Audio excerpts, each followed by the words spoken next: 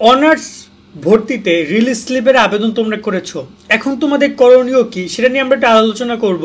কারণ অনেক শিক্ষার্থী আমাদের কাছে প্রশ্নটা করছিল যে ভাই আমাদের রিলিজ স্লিপ আবেদন তো শেষ হয়েছে, এখন রেজাল্টের বিষয়টাও সামনে রয়েছে, আমরা আজকে রেজাল্ট নিয়েও ডিসকাস করব এবং গুরুত্বপূর্ণ কিছু পরামর্শ থাকছে। কারণ অনেকেই আনফর্চুনেটলি তোমরা প্রথম রিলিজ স্লিপও কলেজ নাও পাইতে পারো, ঠিক আছে, এমন পসিবিলিটিও অনেক স্টুডেন্টের আছে, তাদের আবার সেকেন্ড রিলিজ স্লিপেও যেতে হবে। সো আমরা যখন এখানে রিলিজ স্লিপে অ্যাপ্লিকেশনটা দেখছিলাম, অনেক শিক্ষার্থী একটা কথা বলছিল যে রিলিজ স্লিপে আবেদন পরিবর্তন করার সুযোগ আছে কিনা, এখানে ক্যান্সেল করার সুযোগ আছে কিন্তু পরিবর্তন করার এরকম সুযোগ নেই। ক্যান্সেল করে তুমি হয়তো আবার আবেদন করার টাইম পাবা, বাট রাইট নাও আমি কোনো ক্যান্সেল করতেছি না, কারণ সেই রিস্কটা আমি নিচ্ছি না। আপাতত তোমরা ডাউনলোড করতে পারছো এবং ক্যান্সেল করলে হয়তো নতুন করে আবেদন করার সুযোগ দিতে পারে, তাও 9 তারিখের পর্যন্ত, 9 তারিখের মধ্যে তোমাদের আবেদন করতে হবে।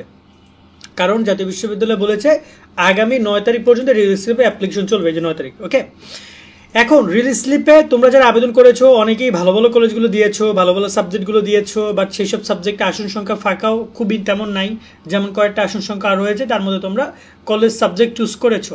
এখন সবাই যে কলেজ পাবে তা কিন্তু না, কারণ অনেক শিক্ষার্থী, কিন্তু আমরা যখন ভিডিও করছিলাম দেখছিলাম একটা ভিডিও প্রায় অনেক শিক্ষার্থী দেখেছে, তার মানে বোঝা যাচ্ছে হিউজ শিক্ষার্থী এখন রিলিজ স্লিপের জন্য অপেক্ষা করছিল। সো সবাই চান্স পাবে তা কিন্তু না, সেক্ষেত্রে তোমরা যদি কোনো কারণে চান্স না পাও তোমাদের জন্য সুযোগ হচ্ছে সেকেন্ড রিলিজ স্লিপ। বাট তোমরা যদি সেকেন্ড রিলিজ স্লিপও কোনো কলেজ না পাও, বা তুমি কলেজ পাইলা, সাবজেক্ট পাইলা, বাট ভর্তি না হইলা, তাহলে কিন্তু তোমার সামনে অপশন থাকবে একমাত্র ডিগ্রি, এছাড়া কোনো অপশন নাই। ক্লিয়ার?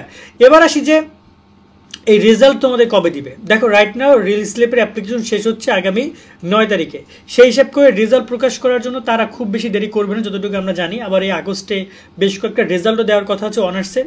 তো সব মিলিয়ে আগামী এই যে দেখা যায় যে শেষের দিকে সেপ্টেম্বরের আগামী 20 তারিখ বা 25 তারিখের মধ্যে তোমাদের ইনশাল্লাহ পরীক্ষার ফলাফলটা তারা প্রকাশ করবে। খুব শীঘ্রই ব্যাপারে হয়তো বা তারা নোটিশও প্রকাশ করবে এই রেজাল্টের পূর্ণাঙ্গ, যে তোমাদের ভর্তির যে পূর্ণাঙ্গ কার্যক্রম সম্পন্নর পরে। কারণ এরপরে আরও তাদের একটা প্রসেস রয়েছে, যেটা হচ্ছে দ্বিতীয় রিলিজ স্লিপ। এবার একটা বিষয় হচ্ছে যে তোমরা যারা এই রিলিজ স্লিপে যদি তোমার রেজাল্ট আসে তারপর তোমার কি করতে হবে সেটা আমি একটু ক্লিয়ার করি। যে কোনো একটা কলেজ আসবে এবং যে কোনো একটা সাবজেক্ট, মানে অনেকগুলো সাবজেক্ট না, অনেকগুলো কলেজ না, যে কোনো একটা কলেজ, যেমন আসতে পারে এই যে দেখতে পাচ্ছ ওর আসতে পারে আজিজুল কলেজ, যে কোনো একটা সাবজেক্ট আসতে পারে, বাংলা আসলো, তাহলে ওকে কি করতে হবে, এই সাবজেক্টে গিয়ে একটা টাইম দিবে আবার ভর্তি হওয়ার জন্য।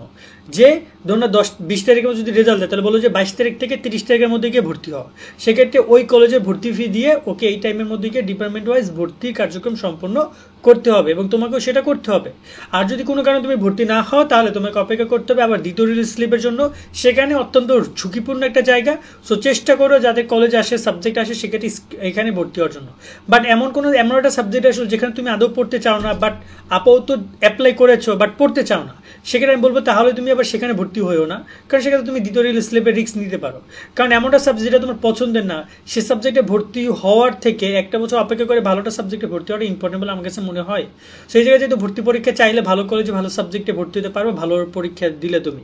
সেটা হচ্ছে আপাতত তোমাদের এই রিলিজ স্লিপ নিয়ে আপডেট তথ্য। আর এমনিতে তোমাদের কোনো করণীয় নাই, আপাতত চুপচাপ নাক টেনে ঘুমাও এবং রেজাল্ট প্রকাশের দিন রেজাল্ট দেখো। রেজাল্ট দেখার নিয়ম নিয়ে আমরা ভিডিও করে তোমাদেরকে জানিয়ে দিব যে কীভাবে কি সামথিং যা যা হয়েছে না হয়েছে রেজাল্ট দেখার পুরো প্রসেসটা। আজকের মতো আমরা এখানে বিদায় নিচ্ছি, সকলে অনেক অনেক ভালো থাকবে, আল্লাহ হাফেজ।